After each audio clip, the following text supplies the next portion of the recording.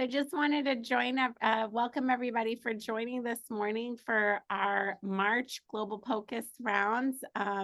We are so excited today because Dr. Fani Nhuch is presenting to us. Dr. Nhuch is an assistant professor in cardiothoracic anesthesiology at the University of Washington and a longtime point-of-care ultrasound educator.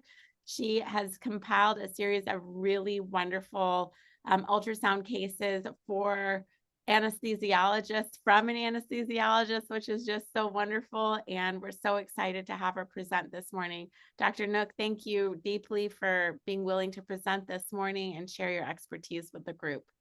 Thank you, Sarah. Thank you for a kind introduction. So those are, I'm going to go ahead and I guess get started. I can't, let me see what's happening here. Oops. Okay, I have no disclosures.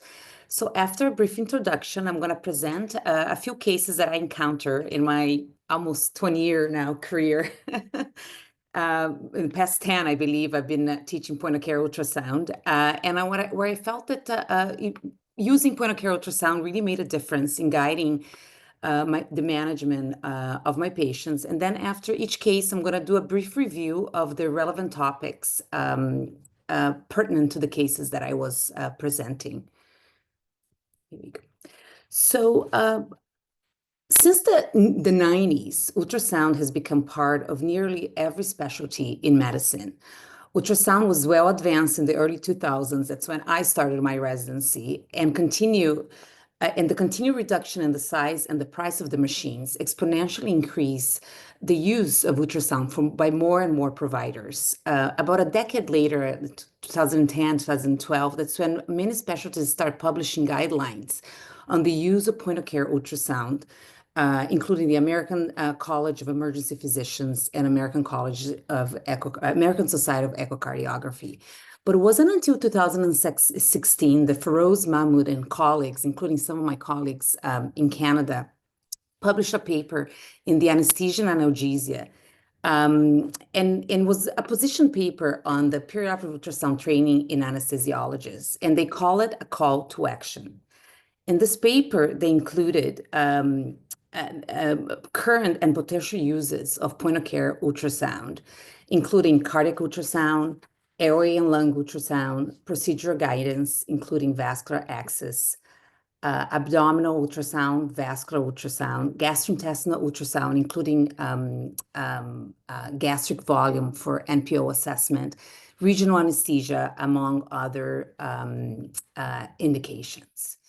And they propose, I'm just minimize it because it's covering my slides. And they propose that a formal perioperative ultrasound education becomes an essential component of anesthesiology curriculum so that adequate exposure and attainment of proficiency in perioperative ultrasound is obtained at the completion of anesthesiology residency. So fast forward to 2025, and point-of-care ultrasound to some extent is part of the curriculum in most anesthesia programs, but I still believe there's ways to go in terms of standardize the curriculums to all the programs. So the idea is that the residents, when they graduate, they are proficient in point-of-care ultrasound the same way they're proficient with airway management or arterial line placement. So hopefully initiatives like this one will help us educate about the importance and utility of point-of-care ultrasound. Here. So why point-of-care ultrasound is so valuable, especially with acute care physicians? It's portable. You can take with you to the patient. Now we have the little small butterfly probes that we can connect to our phones or our iPads, and that we can take with us when we go to see the patients. You can have information in real time, fast. It's non-invasive and with minimal discomfort to the patient. It's repeatable, so I can, my resident can go image the patient, and then I can come back and they can show me, present in rounds or show me what they saw. And once the probes are purchased, it's relatively inexpensive. So I am going to go ahead and present a few cases, and it'll be nice if you guys will unmute and participate. So the first case is a 71-year-old male with a very complex medical history of atrial fibrillation, coronary artery disease, end-stage renal disease on peritoneal dialysis. He presented to the emergency room with abdominal pain, and he was diagnosed with sepsis. He was taken to the operating room for a laparoscopy and washout. Then was uneventful. And then in the recovery room, he was tachypnic and hypoxic with a saturation of 89% on 6 liters a minute on a regular face mask. I was doing this case with a senior resident that was about to graduate. This was in the spring, and I asked him, "So, what do you think is going on?" And I was very pleased when he suggested that we did point-of-care ultrasound. So this is the first image that we obtained. Does anybody wants to comment on what you're seeing? Bring you guys back up here.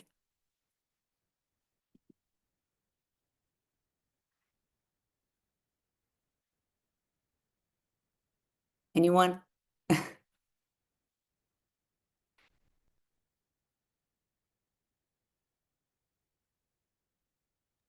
So when, and perhaps this is from my, my years of, in fellowship doing cardiac anesthesia. So I always like to start by saying, what image am I seeing? What am I scanning right now?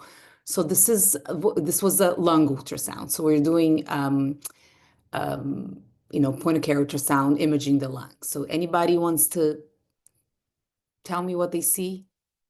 Anyone? Can tell you, but that's not fair. Anyone else want to unmute and share what they see?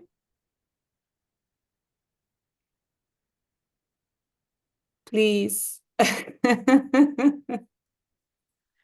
Well, I'll tell you what I see. I think that's interesting about this case. So, it's kind of interesting because you're like on the border of lung and something else. You can see the pleural line there at the top of the screen with a little bit of a pleural effusion on top of it, it looks like.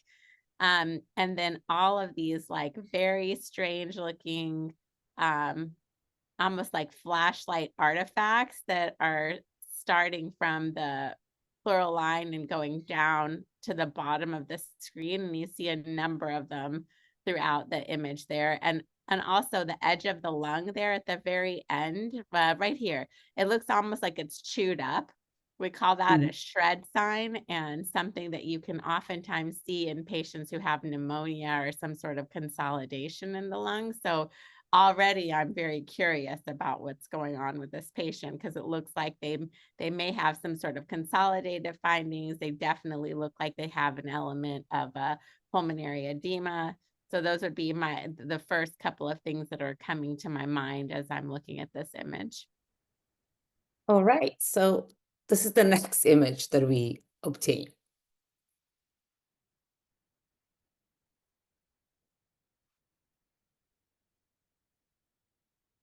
So we see here that, again, I mean, I tend to change my probe back and forth when I do when I do my scanning, but this is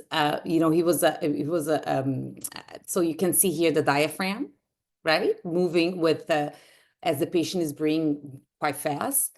And what is this hypoechogenic?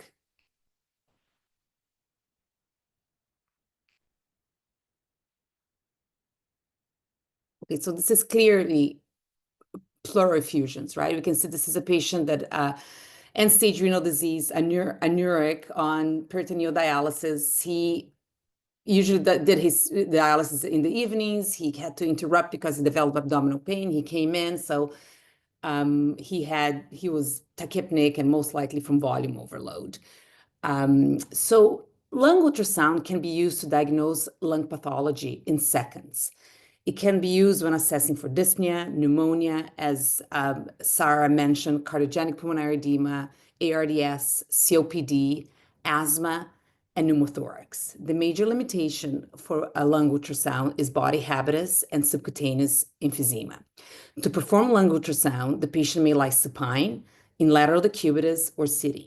Sometimes it helps if you ask them to elevate their arm behind their head when you're scanning that particular side of the chest. So the probe choice is easy. You can use either a curvilinear or a phase array probe. But if you really want to see the superficial pleura, you might want to switch into a linear probe. In general, it is recommended that we do a 6-point exam, an anterior superior, a lateral, and a posterior inferior on both sides of the chest.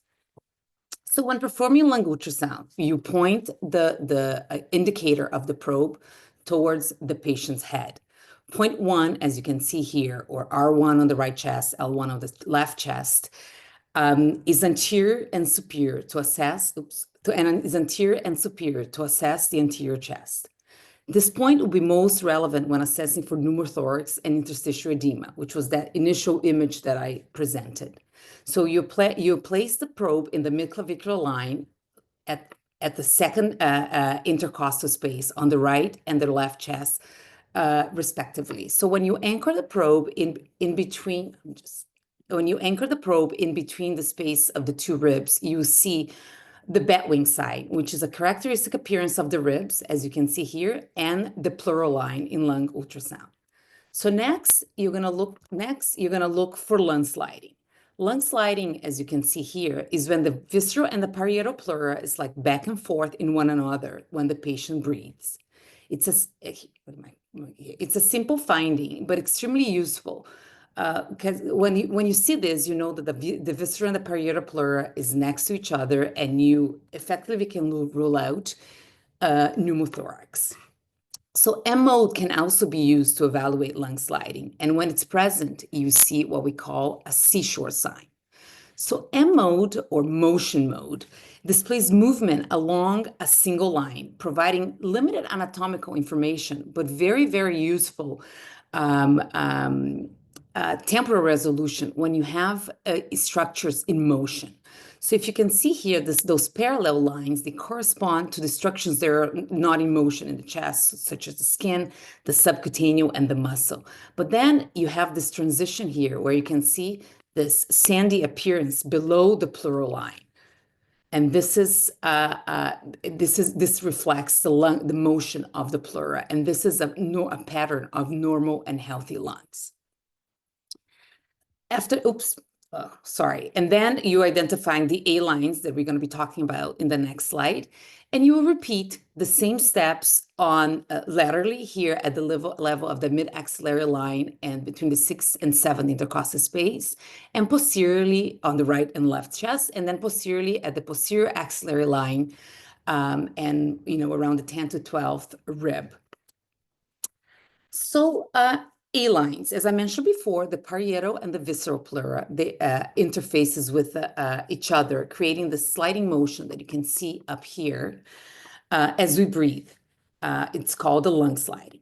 So when you angle the probe perpendicular to the pleura, the ultrasound waves can reflect the air from the pleura and the probe, producing this image that looks like pleural lines that are equidistant to the true pleural line. This is called a reverberation artifact, and it keeps reflecting back and forth until eventually dissipates. And this is a sign of a healthy aeration of the alveoli.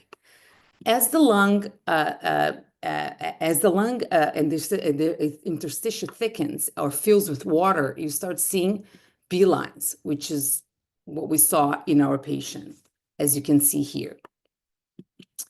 So B lines are artifacts, and certain characteristics needs to be present in order for you to confirm that this is actually B lines. So they are bright.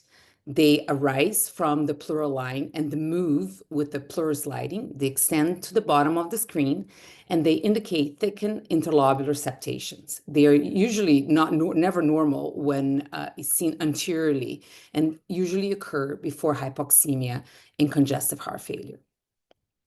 So I always tell my residents that one view is no view. So we decided to continue scanning this patient, and we proceeded to do some cardiac images. So, and this is the next image. It gets better and better by the scan. So this is the next image that we obtain. So anybody wants to? So what view is this one?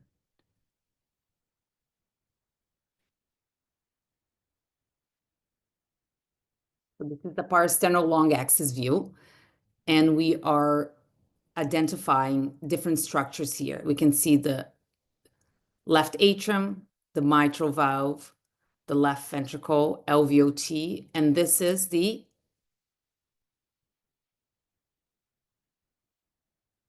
anyone? This is the aortic valve, right ventricle, and you can see here the descending aorta. So anything, do you guys see anything here that is unusual or different? Well, one thing I wanted to say about this is like, this is such a real image, right? Like this is point of care ultrasound. It's like, some things are visualized very clearly, other things you're wondering about. Um, to me, there's a couple of things that stick out. First of all, you're right. The aortic valve looks really calcified. It looks very bright and it doesn't look like it's moving very well. So that is one thing. The other thing that I think is really interesting is if you just look at the cavity of the LV looks very almost hyperdynamic, like it's not like the walls are almost touching themselves. If you can kind of get a sense of that, it looks almost empty in a way. And the left atrium appears to be a bit dilated. So it kind of tells you that something chronic is going on. And even if you look at the interventricular septum, to me, it looks a little bit thick. So kind of some things that would fit with aortic stenosis, right? Like left ventricular hypertrophy, a little bit of an empty LV in this scenario, a patient who maybe is used to having elevated filling pressure. So all of those things kind of pop out to me as I'm looking at this image. You know what? And this goes back into, one image is no image. This is a large patient.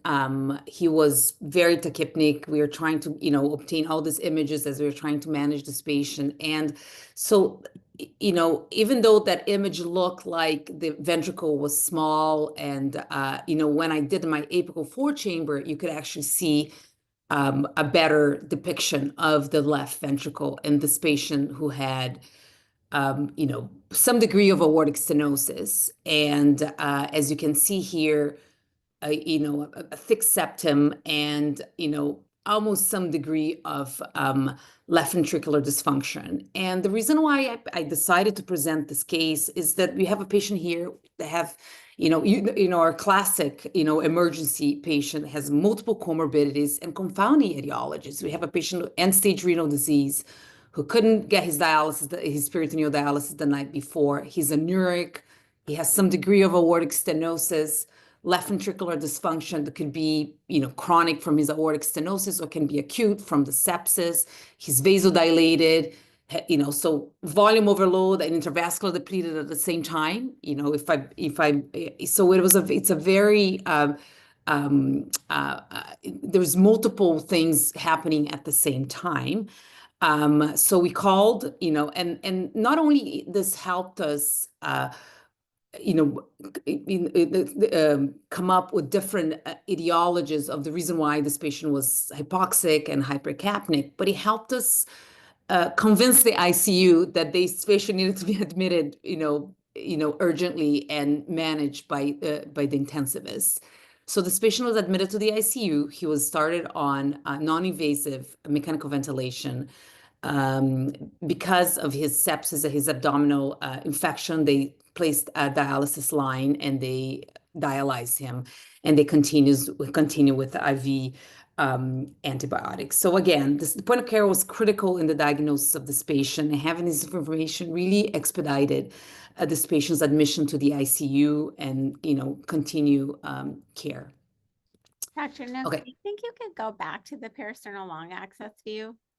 So like this is such a beautiful point that you make, and I kind of purposely fell into the trap because I always tell people, like, if you can't see things really well, then sometimes it's almost like worse to comment than not.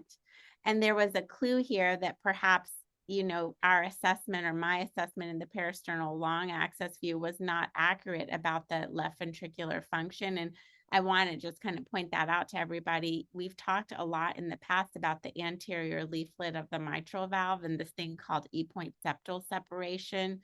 which basically goes to say that if the anterior leaflet of the mitral valve is like really able to open and approximate the intraventricular septum when the LV is filling in diastole, then that's a sign usually of normal LV function.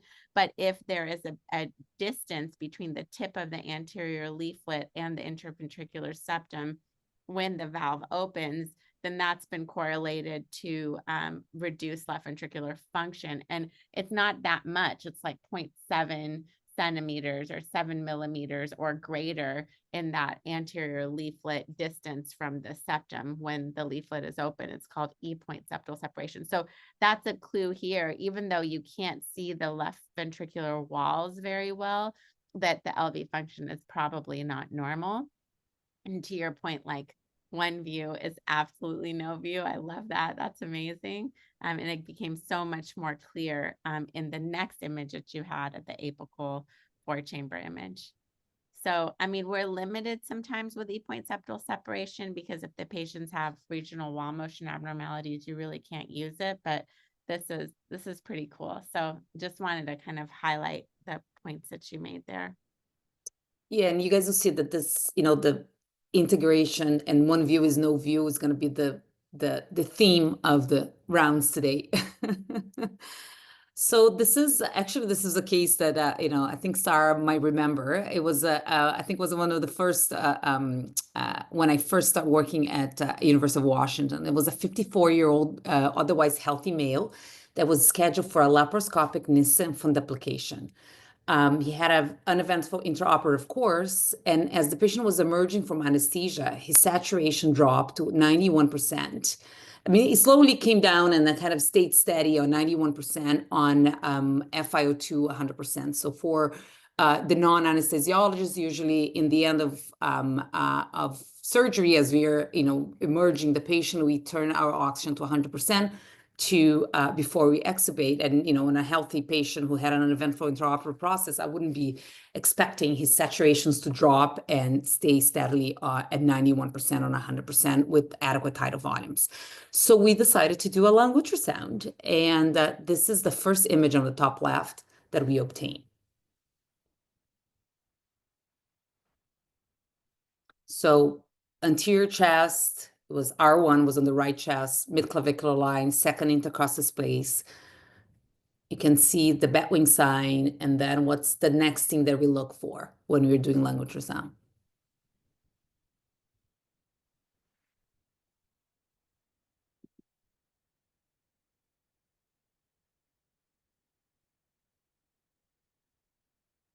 So lung sliding. Do we see lung sliding in this image?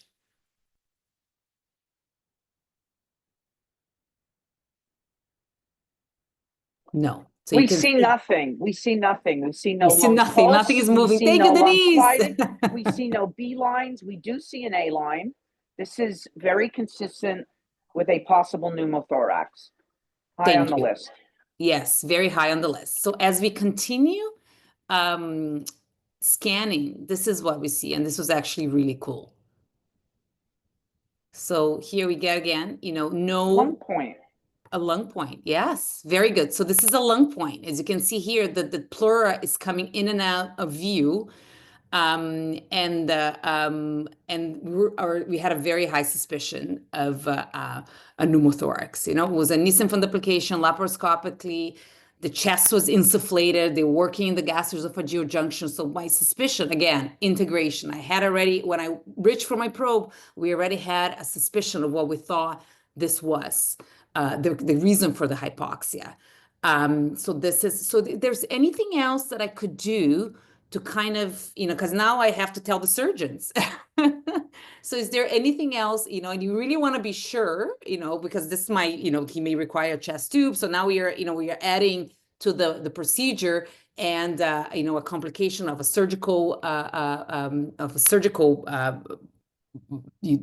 surgery. So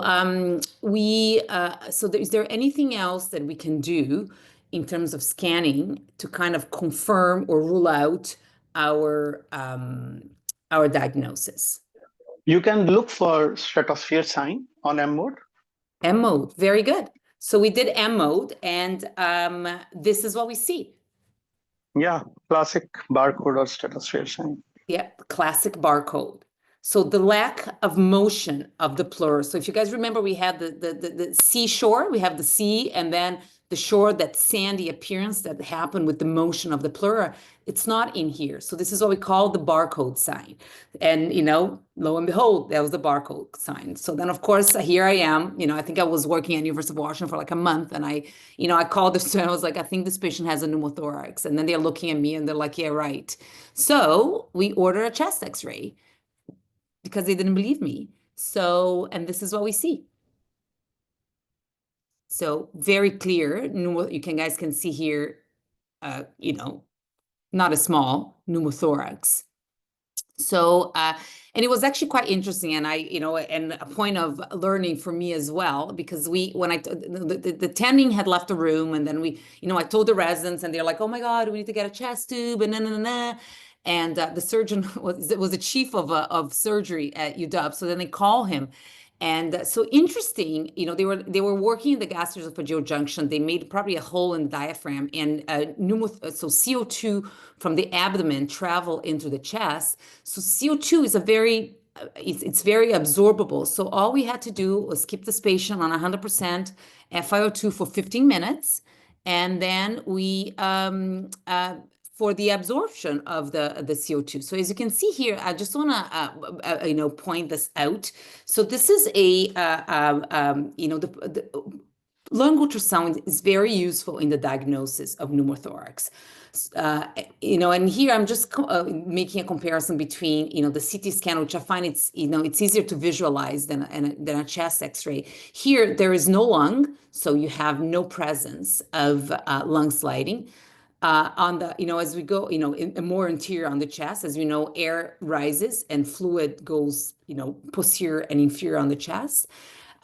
Down here, where you have lung, and you're going to see lung sliding, and then you have the lung point, which is this area where your lung comes in and out of view. And, when you see lung point is 100% specific of pneumothorax, and absence of lung sliding is 100% sensitive for pneumothorax. So in this case, as I said before, we kept the patient on 100% oxygen for 15 minutes, and then we repeated our lung ultrasound, and there we have it. We had lung sliding, very clear on where it used to be no lung sliding, and we repeated the chest X-ray just to confirm, and you can see here the lung re-expanded. CO2 was absorbed with 100%, so no need for a chest tube. CO2 was absorbed, and this patient was extubated, was sent to PAC, he was stable, and he was discharged home later that day. Okay, so let's move into another case. This is, I worked, I was in Canada for 10 years, and I work in Toronto and in a trauma center where we got called for all the traumas, for, airway management, and usually, with a patient, assessment and preparing to go into the operating room. So this was a 19-year-old male who was brought with a stab wound to the chest. He was hypotensive with a blood pressure of 90/45 and tachycardic, a heart rate of 145, saturating 92% on 6 liters of face mask. So, anesthesia team shows up, we have the emergency room physicians, and then we proceeded to perform point of care ultrasound. So this is the first image that we obtained.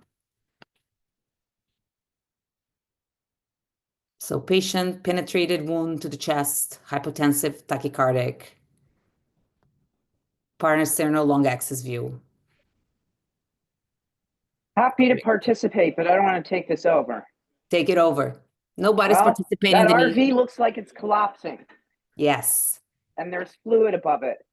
above it. Okay, so we have So a there's pericardial pericardial effusion. effusion with looks like tamponade physiology. Tamponade. I mean, tamponade. Yeah. Yep. Okay, so one view, no view. We continue scanning.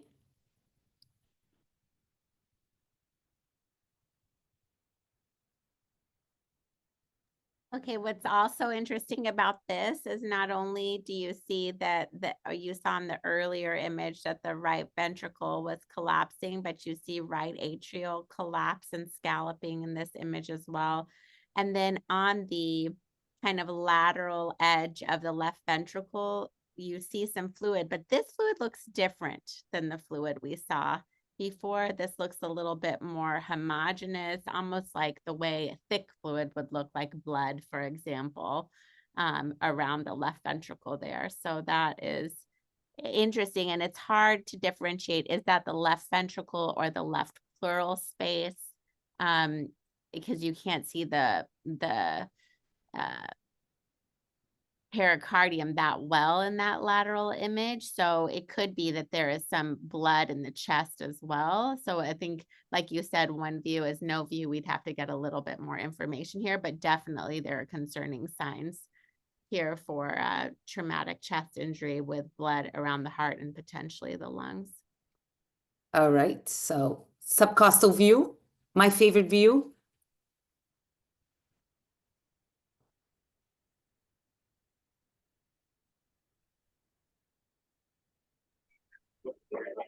Similar.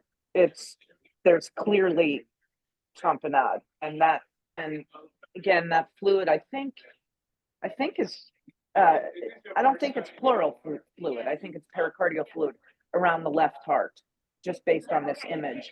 But you certainly want to confirm that, because there could be. But anyhow, I think that this just confirms all the other images. I'm not sure it shows anything new that we don't really know.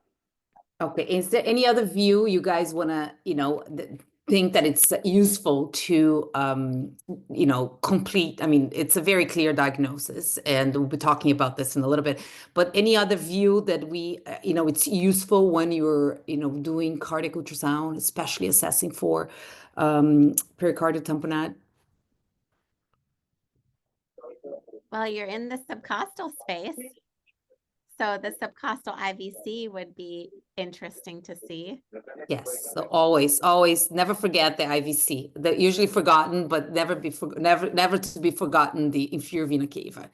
So I've done, ICU for years, and and in Canada I only did cardiac ICU because of the way the training goes, and and I think I've been teaching pericardial tamponade for years and years for fellows and fellows. So it's something that it's I always try to make a point that pericardial tamponade is a clinical diagnosis.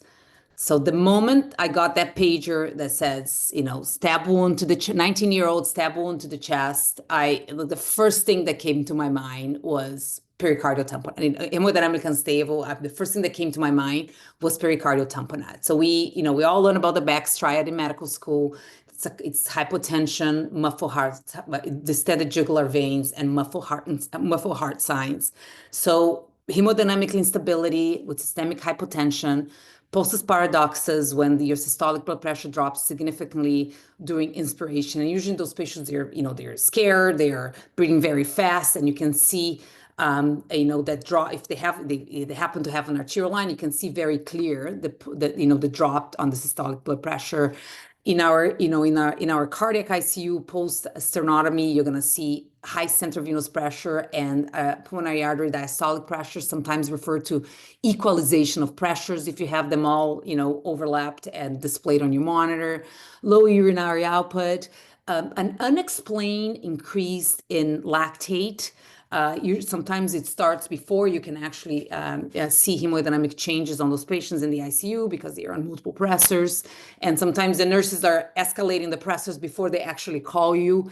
So a combination of clinical picture and echo findings is actually useful in excluding tamponade. So you're going to have the very high suspicions, and you're going to put your probe in to actually rule out if this is not, so you can move on to other diagnoses or rule in pericardial tamponade. So what are the steps?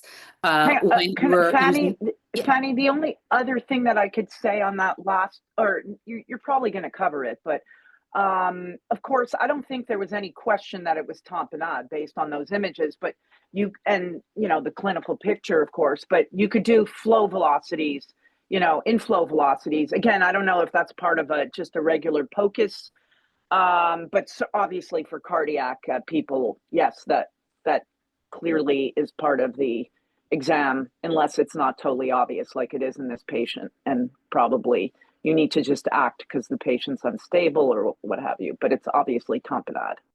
Obvious, yes, and we will. I'm not specifically doing inflow because I think this is a little bit more advanced, and I try to keep it simple. So, but for sure, especially in the cardiac patients, we definitely do that because sometimes it's not as obvious when you have a loculated effusion.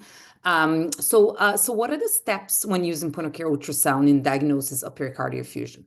So the first thing you're going to look for is the presence of effusion, right? So again, you make sure you look into multiple views, including the inferior vena cava, so you can rule out the pitfalls such as epicardial fat and pleural effusion. So once you identify that you have fluid around the heart, you want to determine the distribution of the pericardial effusion, and this is very important, especially in those in this cardiac ICU, in those post-cardiac patients, because sometimes you have a loculated effusion that it's behind the left atrium, that it's not clearly, in those patients, they are mechanical ventilated, they have chest tubes, and you have to find a space to put your probe, and you can't really see. And in those cases, your suspicion has to be very high, and that goes back to our clinical diagnosis.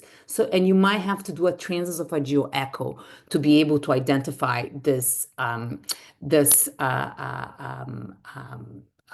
effusion, and I'm not going to go into details. Obviously, for the patient that I presented, this is an acute accumulation. So sometimes a very small accumulation can give you signs of tamponade, and vice versa. If this is someone that has cancer or has a chronic pericardial effusion, they can have 500 cc's in their chest and they have no signs of tamponade. And this is why we're going to be talking about all the steps so you can rule in, rule out, and look for signs of pericardial tamponade physiology. So again, presence of pericardial fluid, distribution of the fluid. So initially, this fluid is going to be, due to gravity, is going to be behind the heart posteriorly, and as the diffusion becomes bigger, it's going to go and become more circumferential. And then by doing all those different views that you're requiring, you can estimate the size of the pericardial effusion. So you're going to look for the largest width in the end of diastole, and then you're going to measure with your caliper on your machine so you can quantify the pericardial fluid. And as you're doing all that, you're going to be looking for signs of pericardial tamponade physiology. So, again, you're going to find the largest width of effusion. You're going to measure, and if it is less than 10 millimeters, it's usually considered small. Between 10 and 20 millimeters, moderate, and greater than 20 millimeters, large. Again, if it's small, usually observed posteriorly, then becomes more circumferential, it becomes moderate and large. And you always keep in mind that if it is an acute versus a chronic accumulation, that also, because you can have a small amount, but if you look for signs and you have signs of pericardial tamponade physiology, this should raise your awareness about expediting the patient's management. So physiology, tamponade physiology, as this patient had, most of it, you look for chamber collapse in diastole, right atrium collapse, as you can see here, right ventricular collapse, as you can see in this image, a swinging heart, as you can see here, very large pericardial effusion, and then you can see the heart floating in it. And then, always look for the IVC plethora, right? So we talk about IVC caval index, which is the percent of collapse with normal inspiration. And if you have a large IVC, which is usually 2 centimeters, it's the magic number that doesn't collapse more than 50% during inspiration. This is what we consider IVC plethora, which is another sign of a pericardial tamponade. There's fluid around the heart's been collapsed, the venous return has been compromised. And this is also part of the diagnosis of our pericardial tamponade. So this patient, and again, young patient, 19 years old, they can be, they tolerate, hemodynamic instability for a very long time until they arrest. So this patient was urgently taken to the operating room. He had a right ventricular injury that was repaired, and he was taken to the trauma ICU afterwards. Okay, so one more case. So this is a 78-year-old female who had a mitral valve repair 18 months prior. Post-operative, she developed atrial fibrillation. She also had a history of non-ischemic cardiomyopathy with an ejection fraction of 40%. And she was scheduled for a cardioversion, first case. No known drug allergies. She was a warfarin, metoprolol, amiodarone, and her she was compliant with her warfarin, and her INR was therapeutic. So when I was assessing for NPO status, she was like, well, I woke up in the middle of the night and I forgot, and then I had some bagel and I had some orange juice. Initially it was 1 o'clock in the morning, and then maybe it was 2 o'clock in the morning. So it was it was very unclear when her last meal was. So like, I mean, most of us will be like, you know what, we're gonna wait, let's wait 8 hours. But this was during COVID. We had those patients had a COVID test done within 48 hours in order to come to the operating room. It was a semi-elective procedure. She was stable but very symptomatic, so she could actually wait. The daughter has taken the day off work to bring her to the hospital. So there was a lot of social issues, and and I had to start my case. This was a case I was doing before. I was the physician on call, and I had to, we had an emergency cabbage that had to go in. So I was trying to kind of, juggle all of, do what is safe for the patient, but at the same time, organize, the time and so I decided to do a gastric ultrasound on this patient. And this is the image that I obtained.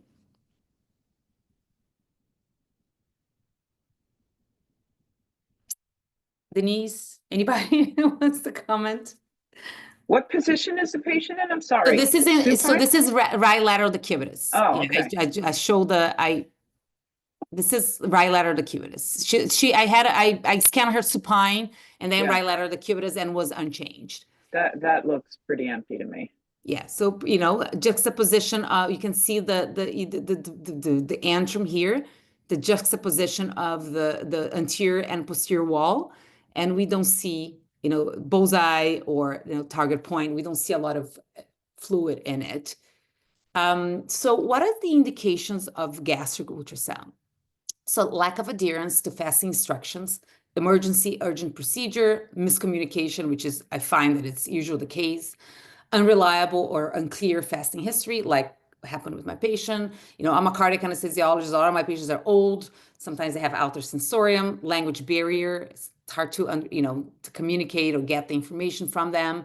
Cognitive dysfunction, and potential delays in gastric emptying. Now, as a GLP-1 agonist is our, the new, our new nightmare, which delay gastric emptying. And sometimes the patient are not on clear liquids for long enough, and then we can encounter full stomach, even though they had, appropriate NPO status, severe liver or kidney dysfunction, and neuromuscular disorder. So what's the scanning technique? So you're going to use the abdominal setting with a curved array low frequency probe, as you can see here. So you're going to use a low frequency probe so we can scan deeper in the abdomen. So you're going to scan the epigastrium and the sagittal plane. You're going to sweep the transducer from left to right in the subcostal margin. And it's very important that you have to scan those patients supine and then right lateral decubitus. And the reason why we have to do right lateral decubitus is because you have to ensure that the gastric content, especially in the low volume, because this is when we get in trouble, is shifted towards the dependent antrum with gravity and accounted for it in the scan.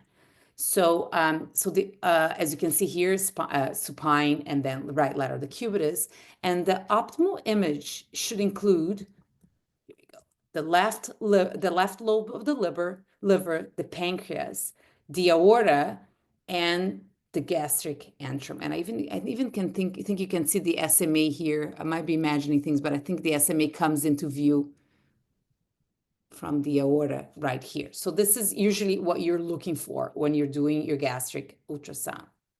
So again, like everything else in echo, there are steps that you can follow. So the first step is to define the content, the gastric content, right? So if you have, like I had, an empty stomach, you're good to go. And if you have a full stomach, you're definitely not going to proceed. But then you are you have that middle where you have, fluid, and then how much is too much. So the first step is to define the gastric content.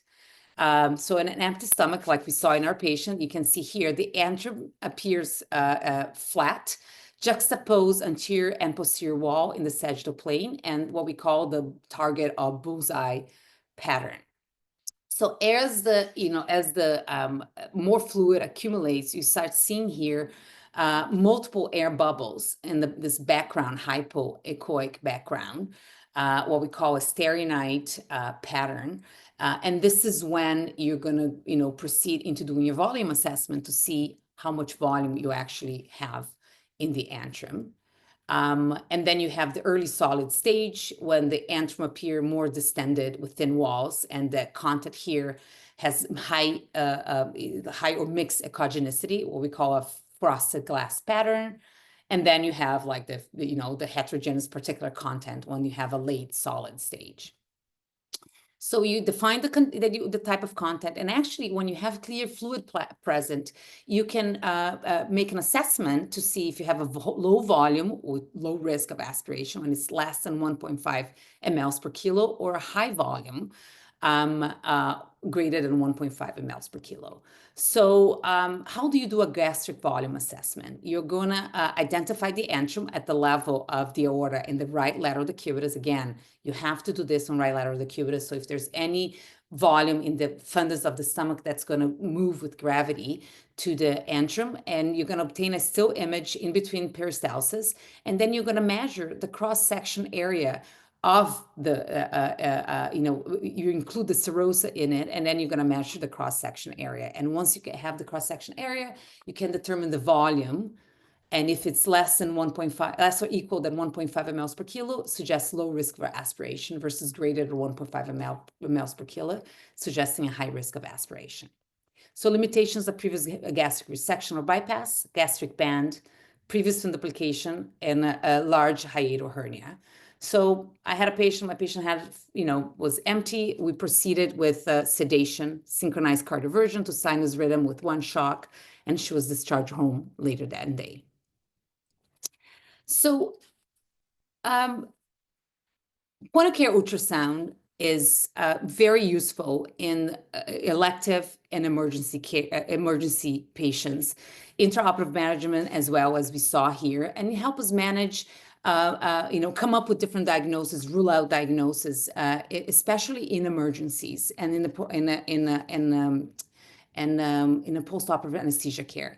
So in summary, the most important thing that I will continue to repeat, and I tell my residents and my fellows all the time, is integration. You have to have a good history, physical exam. I didn't mention to you guys, but in that first case, I heard a murmur in that patient, the initial one with end-stage renal disease. So I knew that there was some degree of aortic stenosis. So get a good history, good physical exam, come up with your differential diagnosis, and use ultrasound to confirm or rule out your diagnosis and help you guide your medical management. So I just want to thank you, Sarah, for inviting me to participate in this great initiative. And I also want to thank you, Dr. Silva and Dr. Hockman, which were my colleagues in Toronto, who were big believers of point of care ultrasound. They taught me a lot and shared some of the images that you guys saw today. And if you guys have any questions. Fani, thank you so much. This was amazing. And I actually was wondering if you could go back to that tamponade case really quick.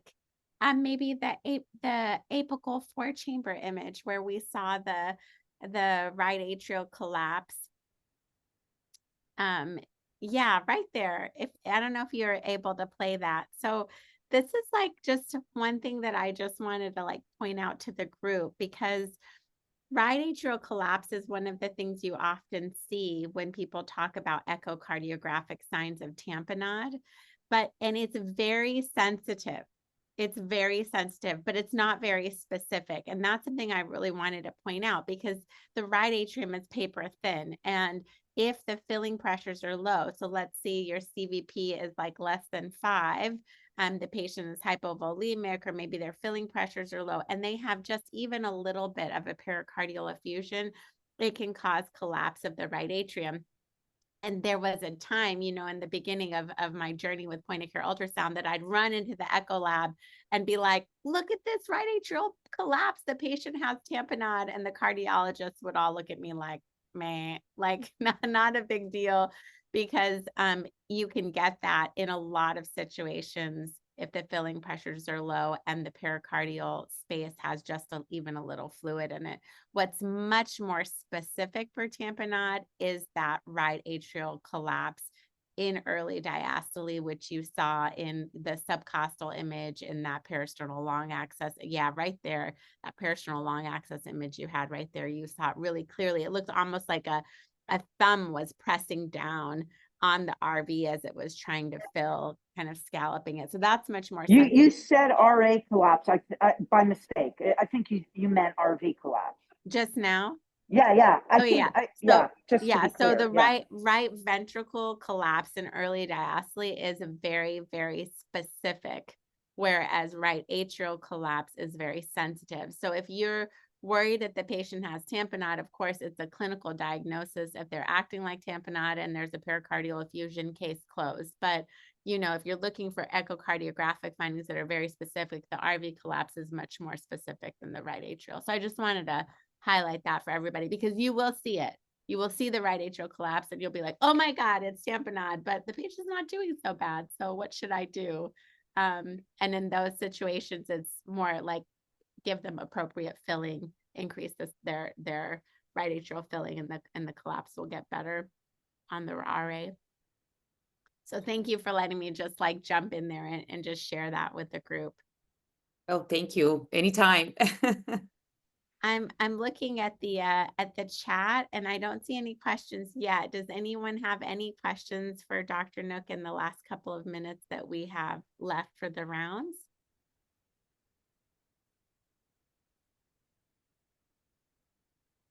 You know, and I want to just to, you know, I try to bring, you know, different cases, you know, gastric and cardiac, and because I find, you know, I've been teaching and doing point of care ultrasound for a very long time, and I think that you know, every specialty has its niche, that things that they are looking for, you know, the pulmonologists and the critical care physicians. But I think that anesthesia, we kind of embrace all of it, and we can use point of care ultrasound in so many ways to help us with so many things that you know, managing the patients, canceling the cases, proceeding with the cases. So not only, you know, clinical management, but dictating, you know, what can proceed and what cannot. That I think that, and this is why I brought the cases that I brought today. So I really hope that you guys, you know, learn a little bit from it, and you know, and going forward, you start using more point of care ultrasound in your practice, because will really help you. And the more you do, the more you learn. And you know, sometimes you can't see anything because the, you know, body habitus or the probe that you have available, but you know, don't get discouraged, keep doing. And then eventually, you know, one case that you can actually, you know, like my patient with the cardioversion, you know, I was going to send her home, it was going to take her months for her to come back and be able to get the COVID test and the right from her daughter. So there's a lot of things, not only, you know, practical, but like social issues that we can overcome when we use a point of care ultrasound. So I'm biased, so Thank you so much. Thank you. This was excellent. And if any of you all have any questions, feel free to reach out to us. Feel free to reach out to Dr. Nhuch. Fani, I don't know if you want to throw your email in the chat there, but if anyone has any questions about the cases, maybe they can reach out to you. sure. We're so glad that you're able to join. Please join us again next month. We're gonna have another excellent speaker presenting next month, and we'll continue to do this as long as there's interest for these cases. So thanks again.